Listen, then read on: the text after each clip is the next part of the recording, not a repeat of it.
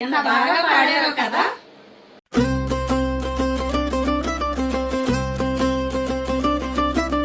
మామా నా వెండి మామా